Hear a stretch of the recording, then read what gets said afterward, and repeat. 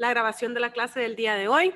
Les doy la cordial bienvenida a la clase de hoy y les pregunto si tienen las dos sentencias a mano, tanto la del negro lobo como la de la reelección. ¿Las tienen a mano o en su celular o en la computadora o en algún, incluso impresas en algún lado? ¿Las tienen? Sí, Yo no, pero Súper. si no cree que la puede pasar. Soy abogado. Ok, entonces pueden ir a buscarlas, están en el chat, están en la plataforma, están en varios lugares, las dos sentencias, entonces las pueden ir a buscar. Pero la pregunta que vamos a contestar el día de hoy, y vamos a utilizar las sentencias para hacerlo, es ¿cuál norma es superior? ¿Qué norma es superior? ¿La Constitución o el tratado? Entonces les hago las preguntas a ustedes. Para ustedes, ¿cuál norma es superior? ¿La Constitución o los tratados? ¿Quién dice la Constitución? Vamos a ver que me diga alguien que me diga la Constitución ahora. Karen, cuénteme, Karen, ¿por qué usted piensa que la Constitución es superior? Abogada, Bueno, pero estamos usted me hablando, está perdón, preguntando. Karen. Sí, Dígame, No, Germán, se abogada, preocupe. pero estamos hablando sobre estos dos casos, ¿va? No, en general. ¿Cuál es superior, la Constitución ¿Cuál es superior? La o en Constitución. general? Sí, correcto. ¿Un tratado es superior a la Constitución o la Constitución es superior al tratado? No, yo siento, no, yo voy con Karen entonces. Ok, entonces, La Karen, Constitución, La abogada, Constitución. que La la ley Constitución. prevalece sobre todo tratado. Yo digo que el tratado. Henry dice que el tratado. Ok. Cuénteme, Henry, ¿por qué usted dice que el Vamos tratado? con la palabra mágica, depende. Oigan, qué? ya se hicieron Debate, abogados. Por ejemplo, hoy sí. vaya. Hoy se hicieron abogados. Por Depende de la ejemplo. pendidura. Bueno, por ejemplo, el caso de Mata Ballesteros, ¿verdad? Ajá. Mata Ballesteros fue extraditado en los 80 o los 90 y en ese tiempo no había extradición en lo que es en Honduras. Entonces, seguro ¿por qué de eso? medio él fue? ¿Ah? ¿Estás seguro que no había extradición en Honduras? En el tiempo que fue extraditado Mata Ballesteros no había extradición, pero ahí lo Incorrecto, extraditó a sí través había del tratado. extradición. Incorrecto, sí había un tratado de extradición entre Honduras y Estados Unidos. 1924. Por ¿Está eso, oyendo? déjeme terminar. Ok, ahí lo extraditaron a través del Tratado de Montevideo. No. Hasta que el Montevideo es desde los años 1930. No fue Montevideo. No. Es un tratado bilateral entre Estados Unidos y Honduras de 1924. Sí existía la extradición. Sin embargo, había una disposición en la Constitución de Honduras que decía que no podía extraditarse. Esa es la controversia. Entonces, usando el caso de Mata Ballesteros, nosotros podemos ver dos cosas. Primero, cómo fue capturado. Y segundo, si fue legal o no su extradición. Entonces, esas son las dos grandes preguntas en el caso de Mata. Empecemos con la fácil. La fácil es, ¿era legal la extradición si habíamos firmado un tratado, pero la Constitución decía algo distinto? Henry, usted que me trajo a colación el caso, dígame la respuesta. Depende.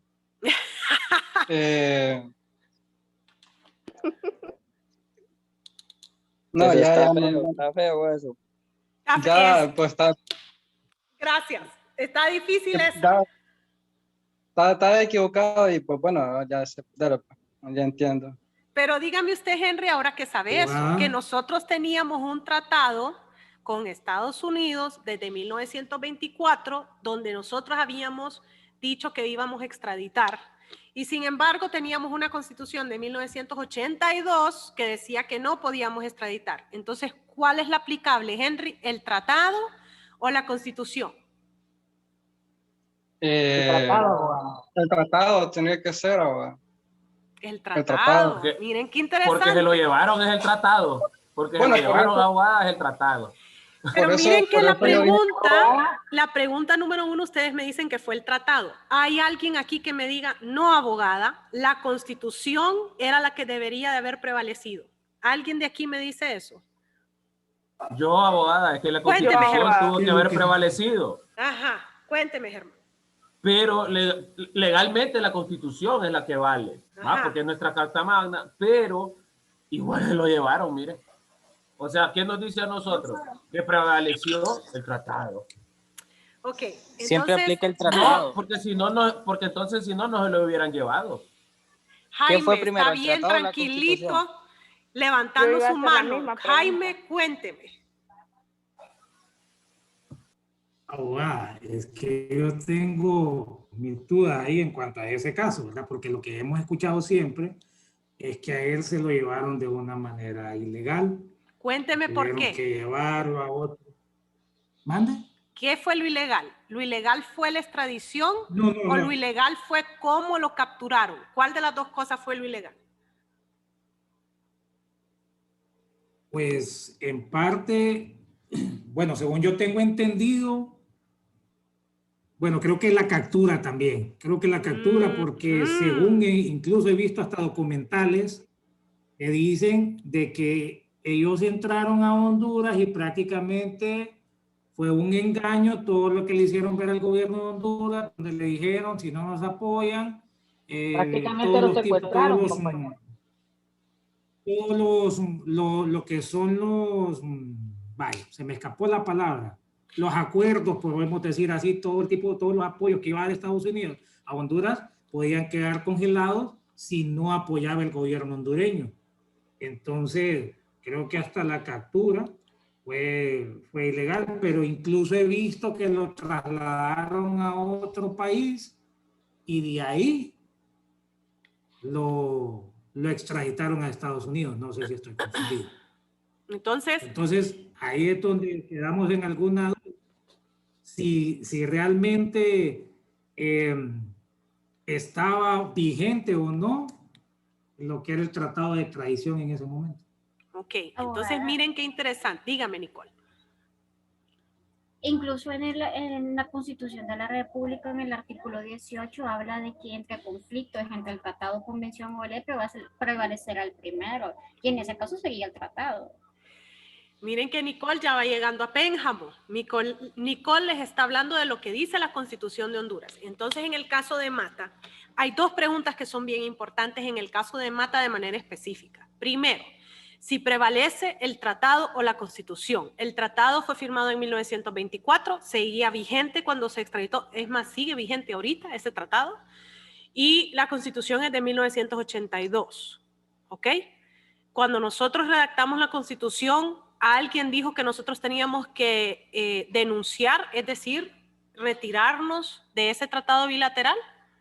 ¿Nosotros nos retiramos de ese tratado bilateral o no? ¿Seguía vigente? Dice Jaime que no nos retiramos. Seguía vigente. ¿Alguien hizo alguna reserva? ¿Hicimos alguna reserva a ese tratado de decir, sí, nosotros vamos a extraditar a todos menos a los hondureños? ¿Hicimos esa reserva a ese tratado en ese momento? Creo que no. No la hicimos. Entonces, ¿qué era lo que prevalecía? La pregunta del millón, ¿el tratado o la Constitución? Esa es la pregunta número 1. Y la pregunta número 2 es, ¿la captura de Mata fue o no fue legal? Y esa sí es poca la duda que queda, porque no había una orden de captura emitida ni por Interpol ni por los juzgados de Honduras. Entonces, la captura fue ilegal, pero la extradición no lo fue. Miren qué interesante. Ahí sí, miren, es que yo cuando les digo, la vida real es mucho más interesante que los libros o que las películas, es porque es cierto, porque nosotros como abogados tenemos que tener todo el panorama y entender que aunque la captura no fue legal, la extradición en ese caso sí lo fue. Y muy interesantemente, entonces es donde cabe la duda de si la captura fue ilegal, él está legalmente en Estados Unidos, aunque la captura fue ilegal, y ahí los abogados, especialmente los procesalistas, se pueden hacer mucho dinero en ese debate. Es en serio, porque ellos dicen, ok, esta es la manzana del árbol podrido. Usted no puede tener una fruta que sea buena si el árbol está podrido. Esa es una teoría procesalista, la fruta del árbol podrido. Y hay otras personas que dicen, aunque la captura haya sido ilegal, él cometió el crimen. Y como él cometió el crimen, todo lo que lo rodea, menos la captura, es legal. Y por ende, nosotros tenemos que indemnizar a Mata por haberlo capturado de manera ilegal, pero él tiene que seguir precioso porque el resto de la evidencia se obtuvo de manera legal.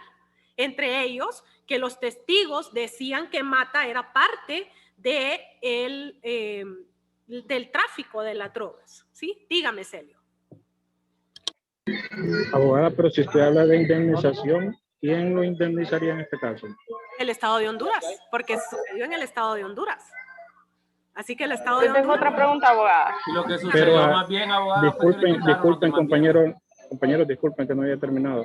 Pero el proceso a él se lo están haciendo, se lo hicieron, mejor dicho, en el extranjero. ¿Por qué debería de Honduras indemnizarlo? Porque él estaba acá. Se capturó acá. O sea que lo... hondureño. Dígame, Celio. Porque la captura ocurrió en tierra hondureña. Es correcto. Porque el Estado permitió Es correcto. que capturaran. Es correcto. Aquí en el territorio nacional. Es correcto. Abogada, yo tengo una pregunta. Espéreme que Celio todavía creo que tiene una duda. Dígame, Celio. O ya le evacuamos. Sí, lo que no entiendo es cómo dice usted, ¿verdad? Si hubieron vicios en el proceso de él, no entiendo por qué sigue guardando prisión, porque aquí, bueno, yo que trabajo en el Poder Judicial, cuando hacen hasta un allanamiento de una manera que no es la correcta, las personas, aunque sean culpables, salen libres. Por lo menos aquí, ¿verdad? Ok. ¿Por qué es que nosotros todavía lo vemos a él preso?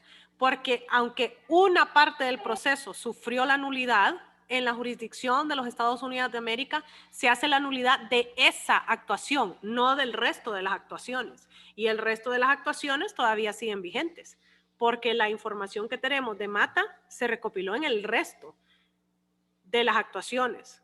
Entonces, que usted lo haya detenido de una manera ilegal, lo que lo hace acreedor a él es de haber sufrido una violación a su derecho y se tiene que indemnizar por esa violación a su derecho. Pero no significa que lo vamos a dejar en libertad.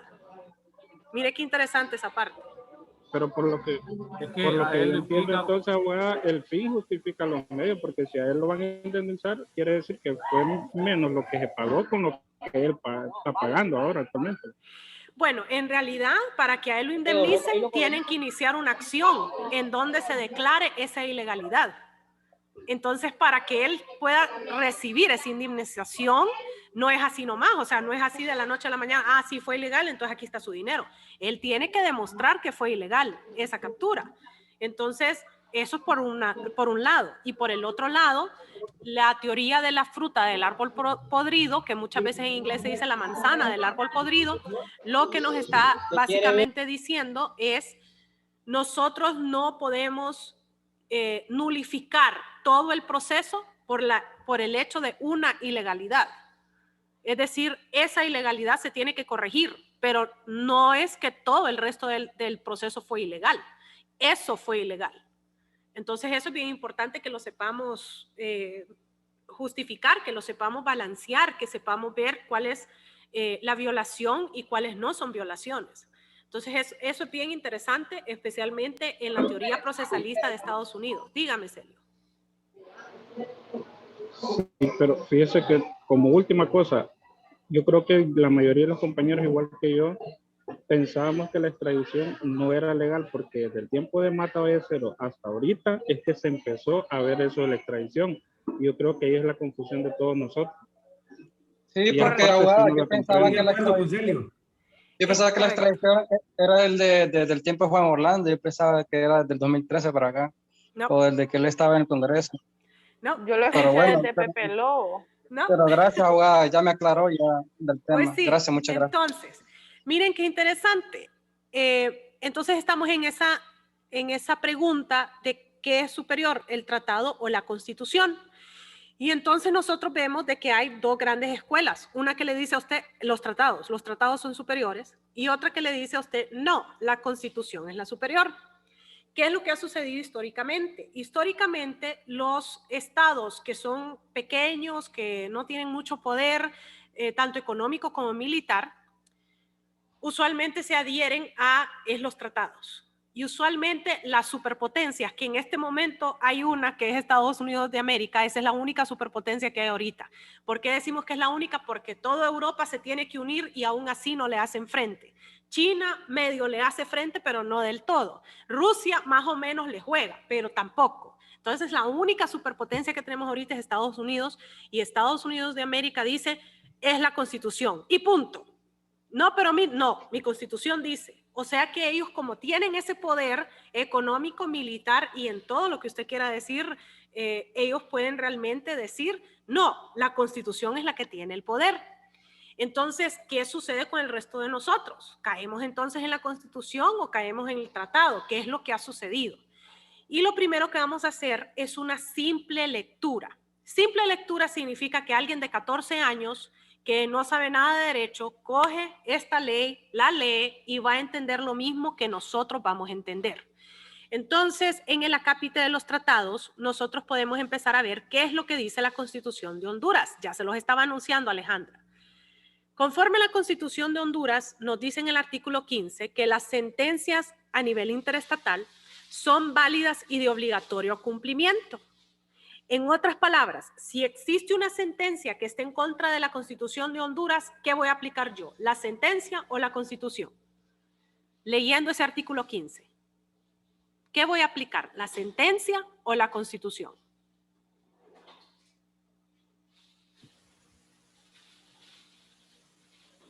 La sentencia. La sentencia, correcto.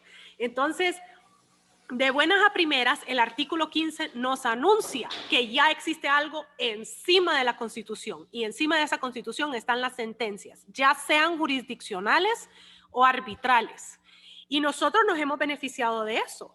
Los bolsones nos dieron tierra que nosotros no teníamos antes. Y según la Constitución, un artículo pétreo de la Constitución es la delimitación terrestre, que nosotros decíamos que era una extensión, pero ahora nosotros tenemos que agregarle los bolsones. Miren qué interesante. O sea que nos ha beneficiado ese principio, pero también nos ha afectado el paralelo 15, el famoso paralelo 15 que nosotros perdimos y entonces hemos perdido esas fronteras marítimas y nosotros tenemos que acatar esa sentencia.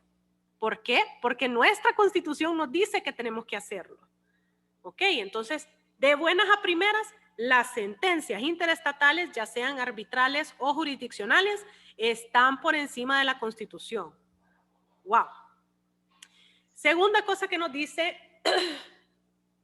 la Constitución de Honduras, en el artículo 18, que fue el que Alejandra les mencionó, es que el tratado es superior a la ley. Y la pregunta del millón es, ¿la Constitución es una ley, sí o no? Esa es una pregunta de debate. Sí.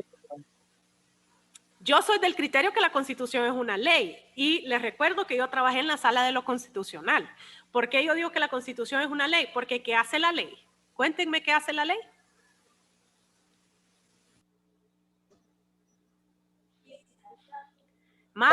Da ordenamiento. Manda, prohíbe y permite. Manda, prohíbe y permite. La Constitución de Honduras manda cosas.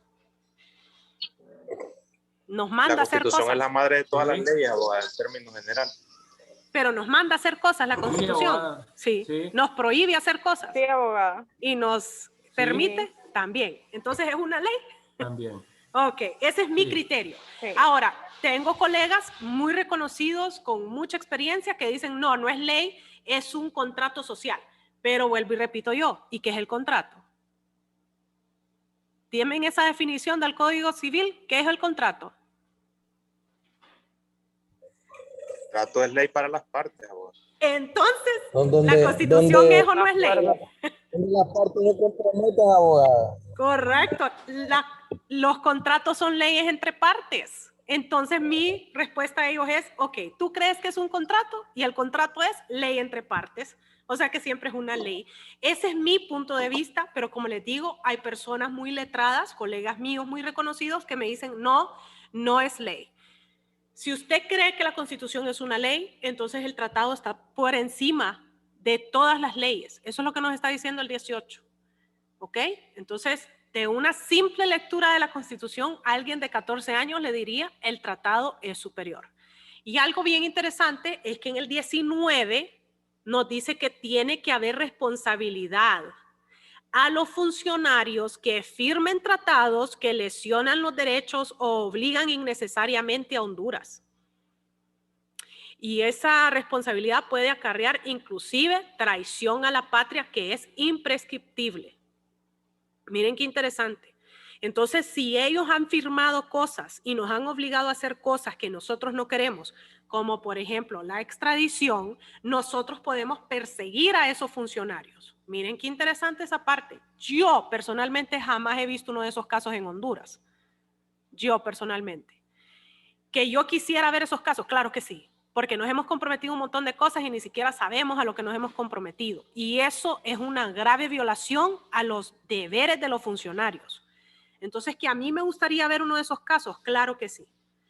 Pero que lo hemos tenido, no. Y la misma Constitución nos dice que podemos hacerlo. O sea que es bien interesante que ustedes manejen que existe ya esa seguridad que nosotros tenemos constitucionalmente.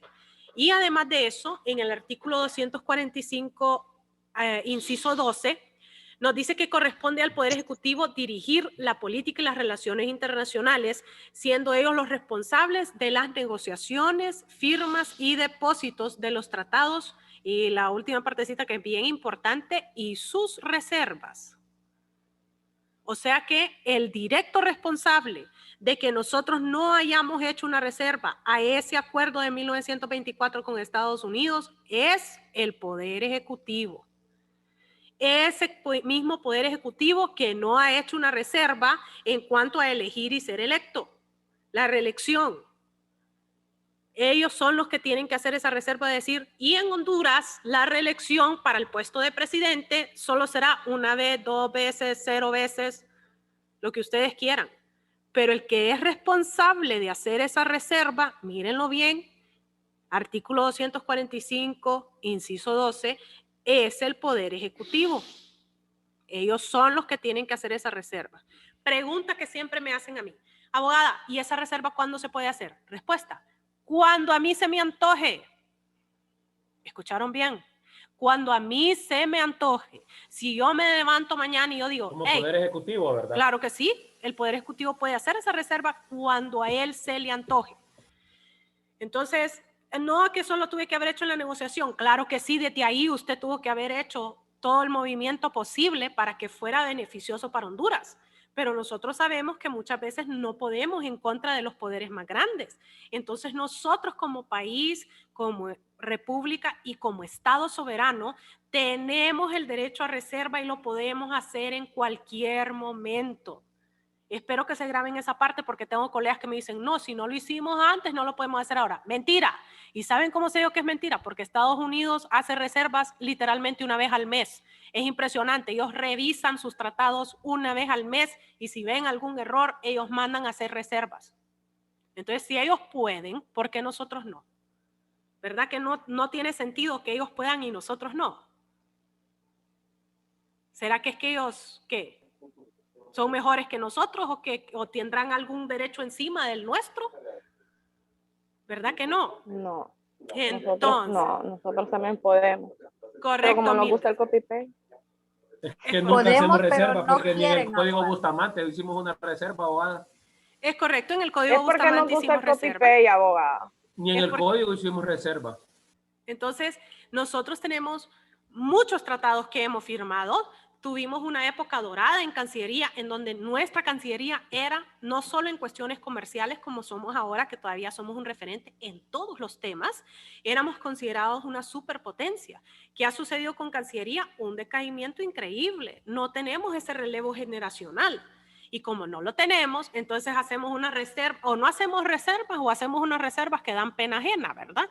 Entonces, tenemos que hacer un departamento adentro de Cancillería que se llama el Departamento de Reservas, que todo lo que haga todo el día es leer esos tratados y ver si hay algún conflicto con esos tratados y la ley interna.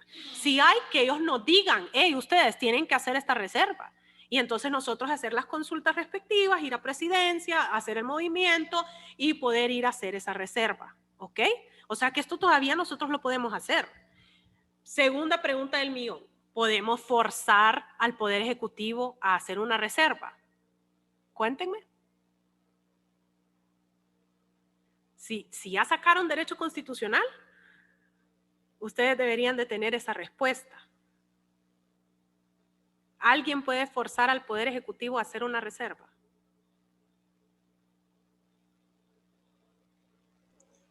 A mí no me hablaron sobre eso en constitucional, abogada, desafortunadamente.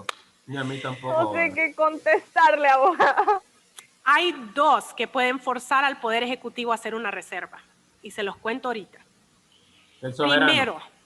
Primero, Legislativo, correcto. El Poder Legislativo única y exclusivamente con 3/4 partes. Si ellos se reúnen y 3/4 partes de ellos dicen, señores del Poder Ejecutivo, tienen que mandar a hacer una reserva en donde nosotros digamos que la reelección no es legal en Honduras, entonces el Poder Ejecutivo tiene que hacerlo. ¿Por qué? Porque está por encima del poder del veto presidencial. ¿Se acuerdan? Esas 3/4 partes. No sé si se acuerdan. Sí, dice Mildred que sí. ¿Ok? Y el segundo que puede hacerlo somos usted y yo, por medio de una figura que se llama, dependiendo de lo que estamos hablando, plebiscito o referéndum. ¿Quién me quiere decir cuál es la diferencia entre plebiscito y referéndum?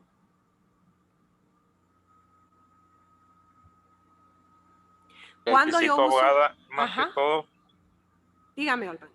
se reúnen para tomar una decisión, ¿verdad? De una ley que ya fue creada. Y en el referéndum es lo contrario.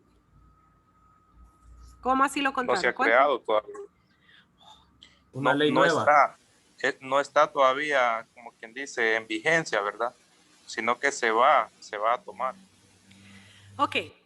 Diferencia entre plebiscito y referéndum. Es muy sencilla y quiero que se acuerden de mí cuando lo piensen. El referéndum es de referirme a algo que ya sucedió. El plebiscito es algo que nunca ha sucedido y yo quiero que suceda. Entonces, si yo estoy hablando de la reelección en Honduras y quiero prohibirla nuevamente, ¿eso sería referirme al pasado o eso sería algo nuevo? Referirse al pasado porque sí existió la reelección. Correcto. Entonces, eso sería un referéndum. Plebiscito sería yo quiero crear algo nuevo, como por ejemplo, ahora para que pase algún tipo de impuesto, tiene que ser parte de las elecciones municipales, por ejemplo. Entonces, si yo quiero hacer una nueva regla para la creación de los impuestos, eso ha sucedido antes que nosotros los ciudadanos digamos si queremos el impuesto o no. En Honduras eso ha sucedido antes. No, entonces como eso sería algo nuevo, eso sería un plebiscito. Esa es la diferencia entre plebiscito y referéndum. Referéndum, quiero referirme a algo que ya sucedió. Plebiscito es algo nuevo, ¿ok? Entonces, si estamos hablando de cuestiones de la reelección, nosotros podríamos hacer un referéndum.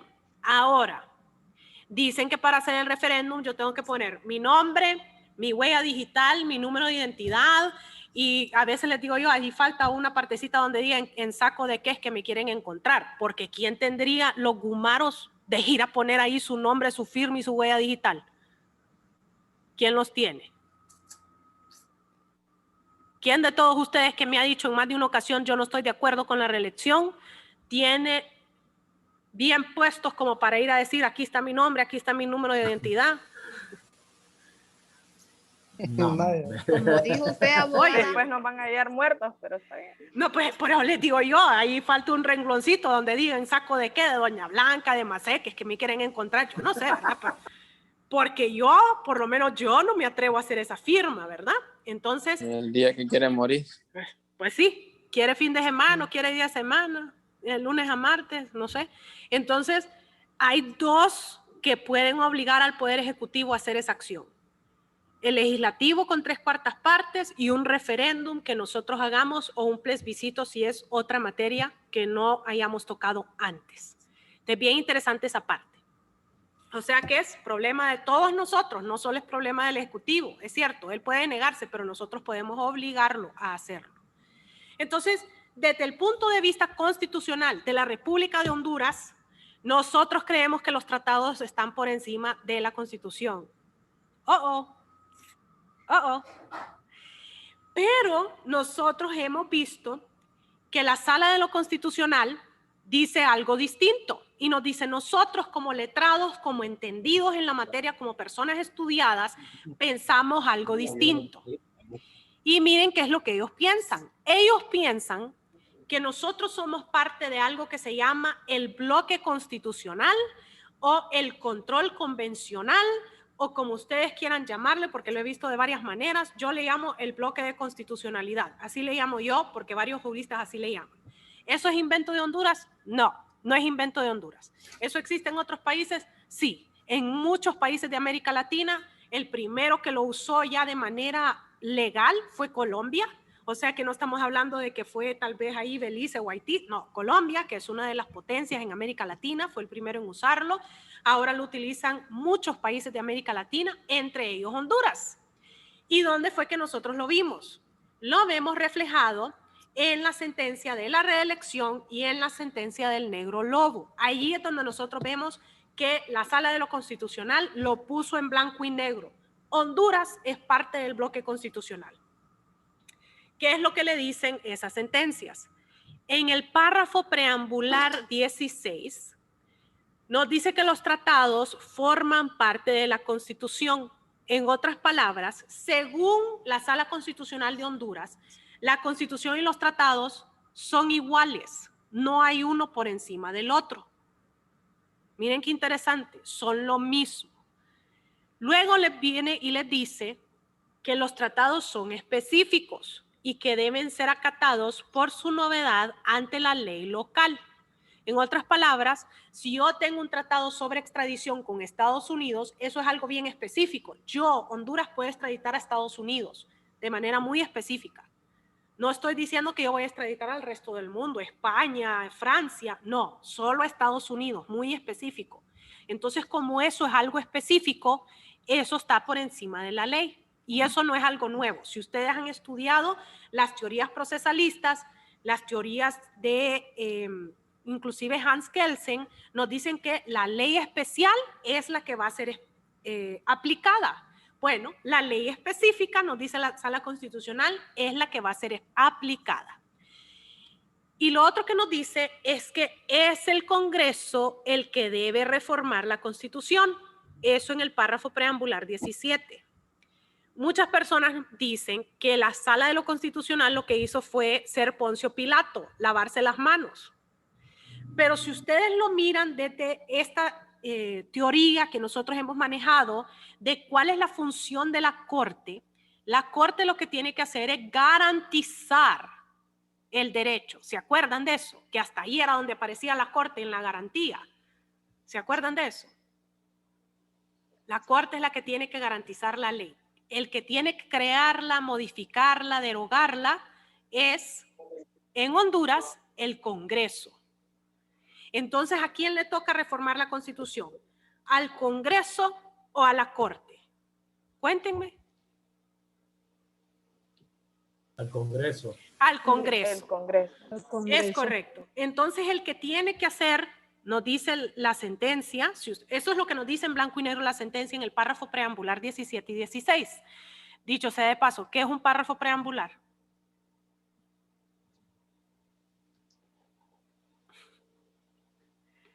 ¿Qué es la diferencia entre un párrafo preambular y un párrafo operativo? Ok. Si ustedes ven sus sentencias... No, decime... Dígame, Giovanni.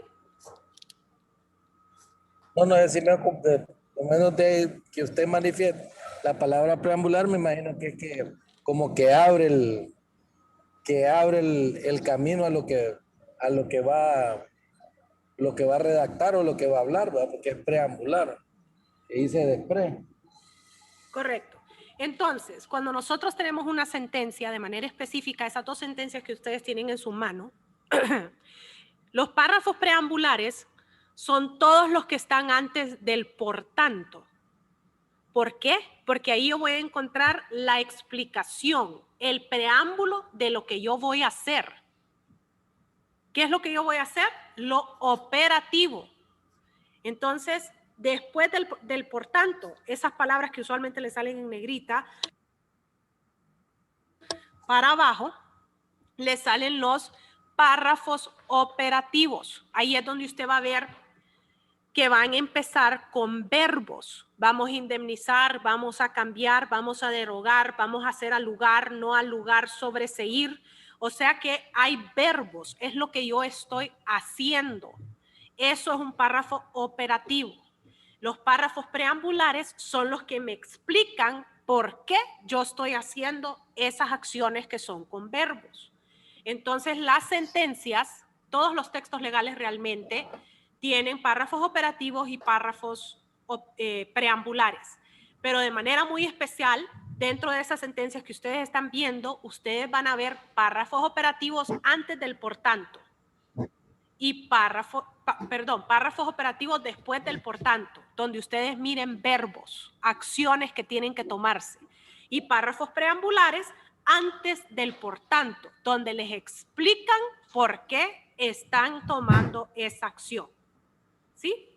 Entonces, estas son explicaciones que da la Corte, son párrafos preambulares que da la Corte para decirnos por qué es que ellos están actuando de esa manera.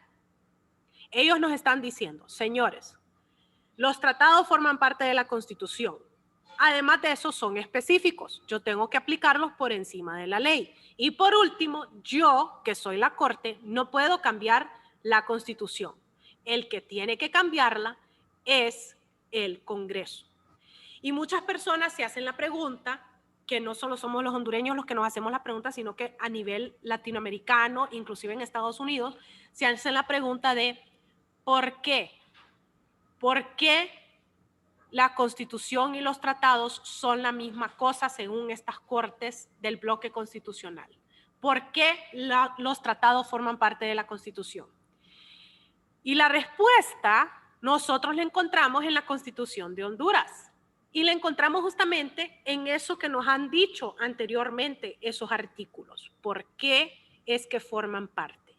Y la respuesta es porque Honduras tuvo que hacer la negociación. Si no hizo la negociación, tuvo que revisar bien ese documento antes de firmarlo. Porque Honduras, por medio del Poder Ejecutivo, es el que tiene que firmarlo. Además de eso, nosotros ya hemos visto de que si es una cuestión de política pública, lo vimos ayer, el que lo tiene que ratificar es el Poder Ejecutivo. Y si es una cuestión de ley, el que lo tiene que ratificar es el Poder Legislativo, es decir, el Congreso. Y además de eso, luego nos dice la misma Constitución que el Poder Ejecutivo tiene que hacer ese depósito.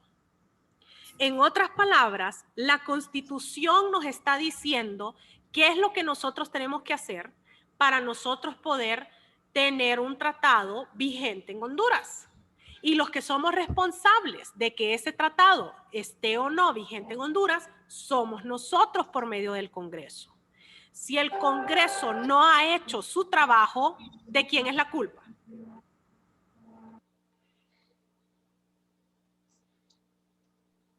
¿De quién es la culpa? Bueno, sí, de nosotros que lo elegimos, ¿verdad? Obviamente, y que seguimos votando por los mismos, por el primo y por el de los chocollos y por el, ¿cómo es que se llama el otro? El alero, y bueno, tantas cosas, ¿verdad? Que veo yo que votan por eso. ¿Sí? O por el fulano que nunca ha hecho nada, pero es el que más grita en el Congreso y entonces por eso voy a votar yo. Entonces es culpa nuestra por elegirlos, pero al final del día, ¿de quién es la culpa que el Congreso no haga su trabajo? Del Congreso, ¿cierto? ¿Cierto? Sí. Sí. Y además del de que el Congreso, diría yo. ok, además del Congreso que no hizo su trabajo, bueno, el presidente que es el que tiene que estar presidiéndolo, pero todos los integrantes que no han hecho nada tampoco, ¿verdad? Que no han dicho, hey, señores, mire, aquí hagamos la protesta, introduzcamos una reforma, introduzcamos una enmienda, hagamos nuestro trabajo, ¿cierto? Entonces, el Congreso por no hacer su trabajo, especialmente cuando esos tratados son legales, son leyes. Y cuando los tratados son políticas públicas, ¿de quién es la culpa de que existe esa política pública?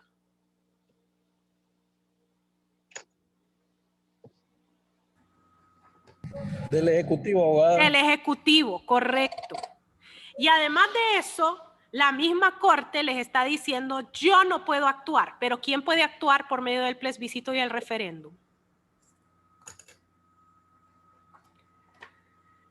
Nosotros. Nosotros, no. En otras palabras, los que tenemos la culpa de que ese tratado esté como esté, es en primer lugar el Ejecutivo, que tuvo que haberlo negociado y firmado. En segundo lugar, el que tuvo que ratificarlo, ya sea el Ejecutivo o el Legislativo. Y en tercer lugar, el que tuvo que hacer ese depósito, el Ejecutivo.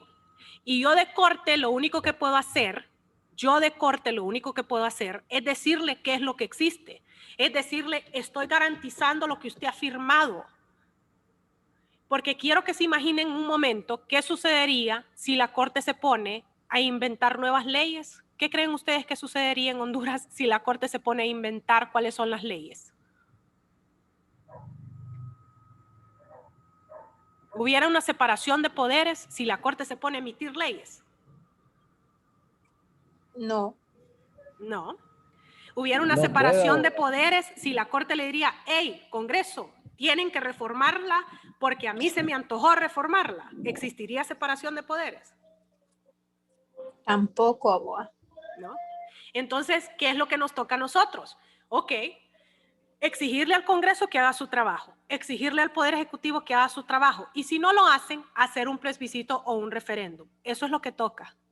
Ya sea en el tema de la reelección o en cualquier otro tema, al que le toca hacer esas cosas es al Congreso y al Poder Ejecutivo, es a ellos.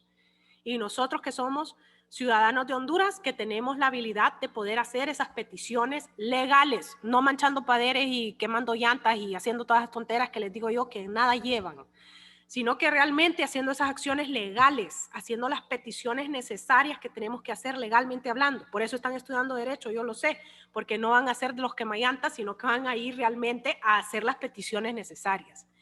Y esa es la historia del bloque constitucional. El bloque constitucional nos dice la Constitución es superior, pero usted, Honduras, tiene que defender su Constitución. Porque créanme que usted cree que Estados Unidos va a defender la Constitución de Honduras. Estados Unidos de América, ¿usted cree que va a defender la Constitución de Honduras? No. Claro que no. ¿Y usted cree que Venezuela va a defender la Constitución de Honduras? Tampoco. Tampoco. ¿Y Cuba, y Rusia, y Francia, y Japón? A nadie más le compete más que la propia República de Honduras. Ok, belleza. Entonces aquí nos están recordando, señores, es a ustedes que les compete hacer lo suyo. Y la Constitución es superior si usted la respeta, porque nadie más la va a respetar. Miren qué interesante, ¿verdad? Muy bonita esa teoría, ¿cierto? Algunos dicen que es la teoría de Poncio Pilato, pero en realidad es que es una teoría legalmente hablando muy razonada y muy inteligentemente razonada, sí, que para mí tiene mucha validez. El hecho de que ellos no se hayan inmiscuido en el trabajo de otro de los poderes, que hubo una verdadera separación de poderes. Entonces, esas son las sentencias que tenemos. Les invito a que las lean por si quieren profundizar en la materia de la extradición, si les interesa la extradición, o del bloque constitucional, si les interesa el bloque. ¿Tienen alguna pregunta sobre esto? Pues la verdad, no. Porque hasta el momento no. Antes que termine la clase. Una pregunta. Dígame. Abogada, solo que no me quedo. El día sábado, lo de los 5 y los 8 minutos, eso es de que vamos a subirlo el sábado a la plataforma. El sábado lo que me van a subir de la son... SEC y la SEC. Sí, el sábado lo que me van a subir son las diapositivas. El memo. El memorándum. Y el domingo lo que me van a subir son las diapositivas que ustedes van a usar empezando el lunes, sus presentaciones. ¿Sí? ¿Cuántas diapositivas tengo que hacer? Una, dos, no importa. Dígame, Giovanni. Las diapositivas es conforme al tema del trabajo que... Correcto. Conforme al memorándum, sí, conforme al memorándum usted puede hacer sus diapositivas. Acuérdense de las tres cosas que tienen que tener esas diapositivas.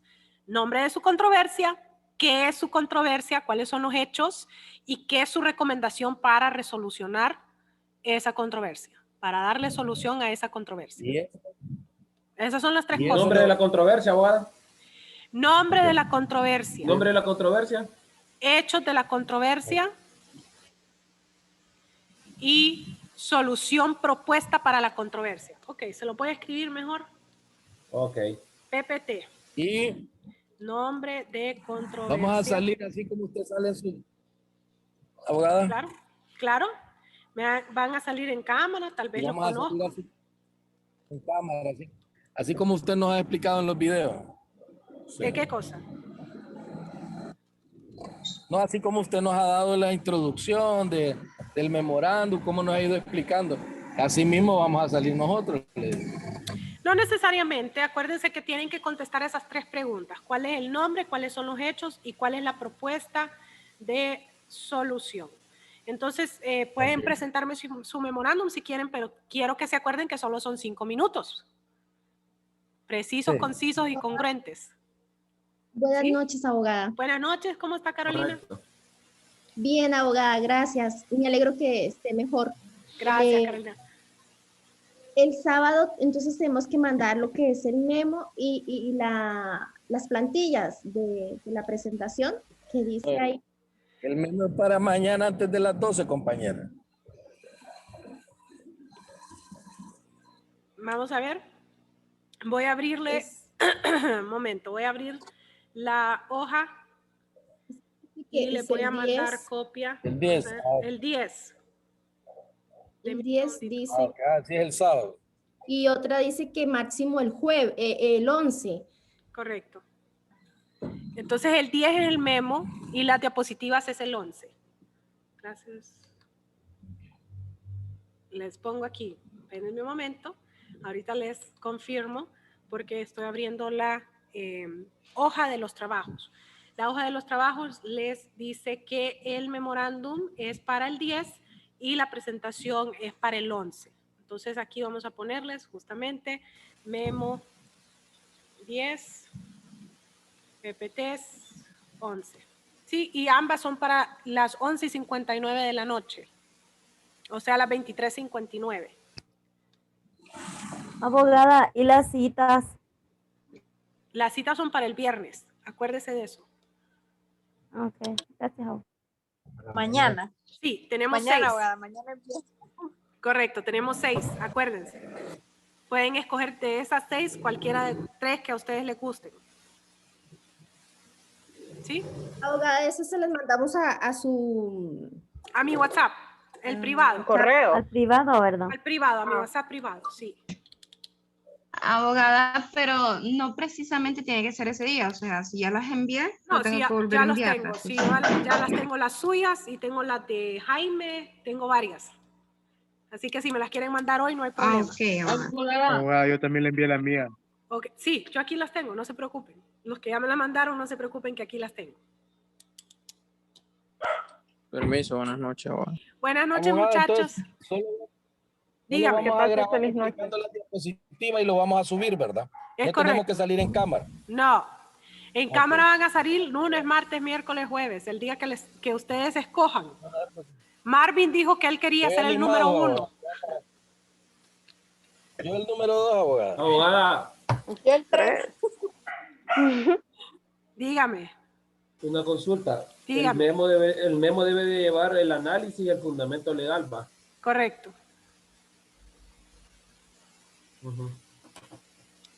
Ok, muchachos. Gracias, abogada. Buenas noches. Buenas noches. Gracias, abogada. Espero que tengan un buen fin de semana. Feliz noche, abogada. Feliz noche. Igual. Gracias. Buenas Igual. noches, Abu. Buenas noches, compañeros. Buenas noches.